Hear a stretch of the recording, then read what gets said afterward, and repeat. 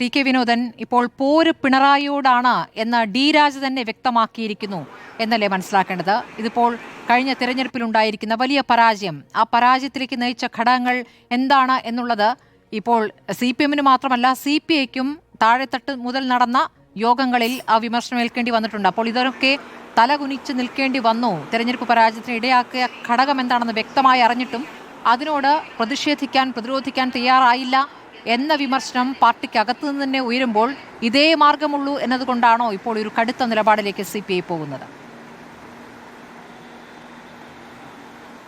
ഒരു കാര്യം ആദ്യമേ പറയട്ടെ, ഈ ഡി രാജയുടെ പ്രതികരണം എനിക്ക് തോന്നുന്നു വ്യക്തമായിട്ടും അദ്ദേഹം പാർട്ടി സംസ്ഥാന ഘടകത്തോടൊപ്പമാണ് കേന്ദ്ര നേതൃത്വം. പിണറായി വിജയന്റെ അദ്ദേഹം പറഞ്ഞതിനോട് ഒരു തരത്തിലും യോജിക്കുന്നില്ല എന്ന് വ്യക്തമാക്കുന്ന അതായിരുന്നു ആ ഡി രാജയുടെ ഇടപെടലിൻ്റെ സന്ദേശം. അതാണ് അതിന് വ്യക്തമായിട്ട് മനസ്സിലാവുന്നത്. പിന്നെ ഒരു കാര്യമുള്ളത്, ഈ കഴിഞ്ഞ വലിയ പരാജയത്തിൻ്റെ കാരണങ്ങൾ, ആ കാരണങ്ങൾ CPI താഴെത്തലം മുതൽ ചർച്ച ചെയ്തു, CPMഉം ചർച്ച ചെയ്തിട്ടുണ്ടാവണം.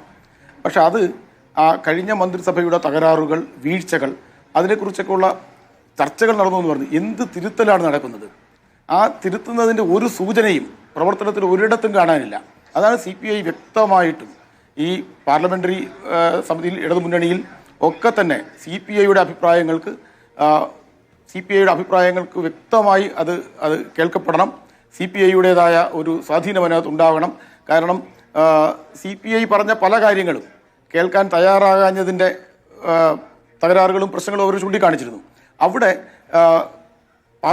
പാർലമെൻ്ററി പാർട്ടിയിൽ നേതൃതലത്തിൽ CPIക്ക് പങ്കാളിത്തം വേണം എന്ന നിലയിലാണ് ഉപനേതൃസ്ഥാനം ആവശ്യപ്പെട്ടത്.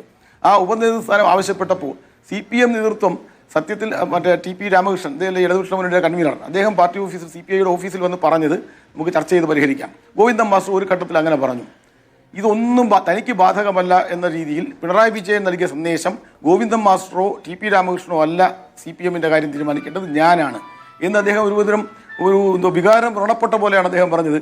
ഒരു കടലാസ് എഴുതി കൊടുത്താൽ മതിയല്ലോ, ഞാനൊരു കടലാസ് എഴുതി കൊടുത്താൽ മതി, അത് CPM നേതാവിൻ്റെ തന്നെ ആയിരിക്കും. ഒരാവശ്യമില്ല പത്രക്കാരോട് അദ്ദേഹം പറയേണ്ടത്. CPIയും CPMഉം തമ്മിൽ ചർച്ച നടക്കുന്ന ഒരു വിഷയത്തിൽ എന്താണ് ചെയ്യാൻ പോകുന്നത് എന്ന് വളരെ വളരെ നിസ്സാരമായി പത്രസമ്മേളനത്തിൽ പറയുകയാണ് അദ്ദേഹം. അത് പറഞ്ഞത് വഴി സത്യത്തിൽ പിണറായി വിജയൻ താൻ ഇക്കാലം അത്രയും പിന്തുടർന്ന ശൈലി മാറ്റാൻ ഉദ്ദേശിക്കുന്നില്ല എന്നാണ് പറഞ്ഞത്. മുമ്പൊരിക്കൽ എനിക്കൊന്ന് ഇതിൻ്റെ ഈ ചർച്ച തുടങ്ങുന്ന ഘട്ടത്തിൽ എനിക്ക് സ്മൃതിയുമായിട്ടുള്ള ഒരു ചർച്ച ഇതുപോലെ ഒരു സംവാദം തന്നെയാണ്. ആരോ പറഞ്ഞു പിണറായി വിജയൻ പറഞ്ഞ വാക്ക് മാറ്റത്തില്ല. അപ്പോൾ ഞാൻ പറഞ്ഞു നമുക്കത് കാണാം എങ്ങനെ പോകും. അങ്ങനെയാണെങ്കിൽ ഇടതുപക്ഷ ജനാധിപത്യ മുന്നണിയുടെ ശിഥിലീകരണത്തിന് തന്നെ കാരണക്കാരനായി പിണറായി വിജയൻ മാറാനുള്ള സാധ്യതയാണ് കൂടുതൽ കാണുന്നത്.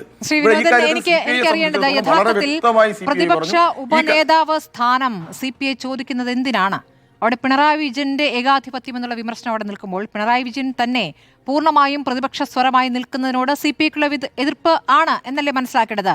രണ്ടാമത്തെ ശബ്ദമായി അവിടെ ഉയരേണ്ടത് CPIയുടെ ശബ്ദമാണ് എന്ന ഉറച്ച തീരുമാനം വരുമ്പോൾ യഥാർത്ഥത്തിൽ പിണറായി വിജയനെ അവിടെ നിന്നും മാറ്റുക എന്നത് തന്നെയല്ലേ ഏറ്റവും ആത്യന്തികമായി CPI ആഗ്രഹിക്കുന്നത്? അല്ല, അത്തരം ആവശ്യം CPI ഉന്നയിച്ചുകൂടാ എന്നില്ല. ഇപ്പോൾ ശരിക്കും പറഞ്ഞാൽ നിയമസഭയിലെ പെർഫോമൻസ്, ഇടതുമുന്നണിയുടെ പെർഫോമൻസിൽ CPI തൃപ്തരല്ല എന്നാണല്ലോ വ്യക്തമാകുന്നത്. അതിന് കുറെക്കൂടി ഇഫക്റ്റീവാക്കാൻ CPIക്ക് നേതൃത്വപരമായൊരു പങ്ക് ഈ മുന്നണിയുടെ പാർലമെൻ്ററി സമിതിയിൽ CPIക്ക് ഉണ്ടായാൽ, CPIയുടെ അഭിപ്രായങ്ങൾക്ക് ആ രീതിയിൽ ഔപചാരികമായ തന്നെ ഒരു പ്രാധാന്യമുണ്ടായാൽ ഈ അവസ്ഥ മാറാം. കാരണം നമ്മൾ കണ്ടുകൊണ്ടിരിക്കുന്നതല്ലേ പ്രതിപക്ഷത്തിൻ്റെ വളരെ വളരെ ദുർബലമായ ഇടപെടലാണ്. അവിടെ CPIക്ക് സ്വാഭാവികമായിട്ടും CPIയുടെ അംഗങ്ങൾക്ക് CPIക്ക് കുറെക്കൂടി നേതൃത്വപരമായി കുറെക്കൂടി ആശയപരമായ ദൃഢതയുള്ള ഒരു നിലപാടുള്ള ഒരു പാർട്ടി എന്ന നിലയ്ക്ക് കുറെക്കൂടി വ്യക്തമായ നേതൃത്വം ഇത് നൽകാൻ കഴിയും. അതിന് ആ ഒരു പദവി ആവശ്യമാണ് എന്നാണ് CPI പറഞ്ഞത്. അപ്പോൾ അതെന്തുകൊണ്ടെന്നാൽ അതിന് പല ആളുകളും ഇത് നിസ്സാരപ്പെട്ട കാര്യമാണെങ്കിൽ അംഗീകരിക്കാൻ എന്താ മടിക്കുന്നത്? ഉപനേതൃ പദവി എന്ന് പറയുന്നത് വലിയൊരു കാര്യമല്ല എന്നുണ്ടെങ്കിൽ CPM എന്തുകൊണ്ടാണ് അത് വിട്ടുകൊടുക്കാൻ ഇത്ര മടി കാണിക്കുന്നത്?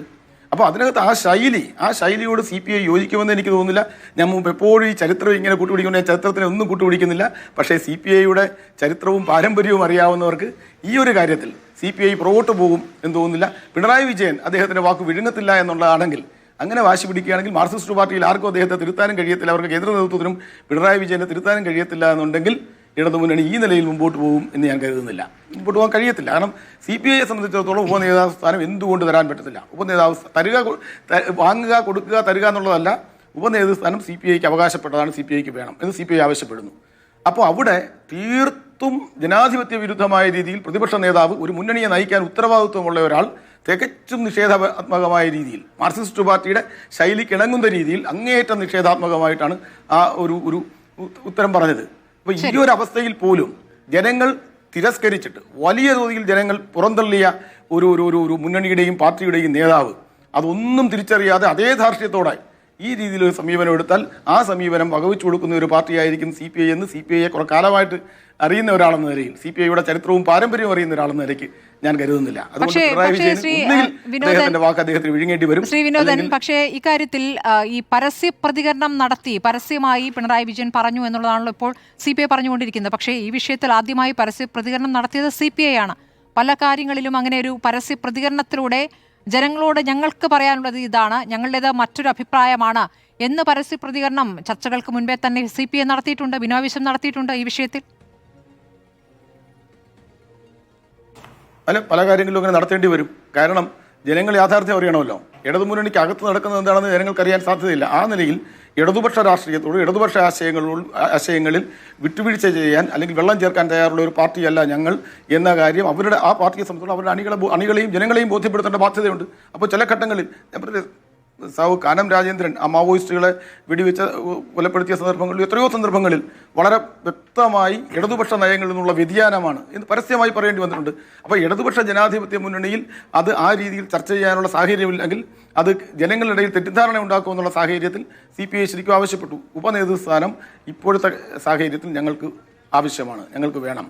മാത്രമല്ല എല്ലാ രീതിയിലും നിയമസഭയിൽ തന്നെ താരതമ്യേന മെച്ചപ്പെട്ട ഒരു നിര CPIക്കുണ്ട്. ഇപ്പോൾ അവിടുത്തെ CPMന്റെ സത്യത്തിൽ പെർഫോമൻസ് കാണുന്ന ഏതൊരാൾക്കും അറിയാം എത്രമാത്രം ഒരു ദുർബലമാണ്. വളരെ ഒരു ഘട്ടത്തിൽ KN ബാലഗോപാലിനെ പോലെ താരതമ്യേന സമാധാനപ്രിയനായ ഒരാൾക്ക് പോലും പിണറായിയോട് വളരെ കർക്കശമായി സംസാരിക്കേണ്ടി വരുന്നു. സംസാരിച്ച് കഴിയുമ്പോൾ പിണറായി എഴുന്നേറ്റു സംസാരിക്കുന്നു. അങ്ങനെ മൊത്തത്തിൽ അലങ്കോലപ്പെട്ട ഒരവസ്ഥയിൽ CPMന്റെ നിയമസഭാ കക്ഷി നിൽക്കുമ്പോൾ അതിന് കുറെക്കൂടി അച്ചടക്കമുള്ള കുറെക്കൂടി അത്തരം കാര്യങ്ങളിൽ പരിശീലനം ലഭിച്ചിട്ടുള്ള നേതാക്കന്മാർ ഉൾപ്പെട്ട അല്ലെങ്കിൽ അങ്ങനെയുള്ള ഒരു അച്ചടക്കവും പരിശീലനവും കമ്മ്യൂണിസ്റ്റ് രീതികൾ അറിയാവുന്ന നിയമസഭാ സാമാജികരുള്ള ഒരു പാർട്ടി എന്ന നിലയ്ക്ക് CPIക്ക് വഴങ്ങുകയാണ് നല്ലത്. അല്ലെങ്കിൽ ഇതിൽ രണ്ടൊന്നും സംഭവിക്കും. ഒന്നുകിൽ പിണറായി വിജയൻ അദ്ദേഹം പറഞ്ഞത് വിഴുങ്ങണം, അല്ലെങ്കിൽ ഇടതുപക്ഷ മുന്നണിയുടെ ശിഥിലീകരണത്തിന് കാരണക്കാരനായി താൻ മാറും എന്ന യാഥാർത്ഥ്യം അദ്ദേഹം അംഗീകരിക്കണം. ശരി.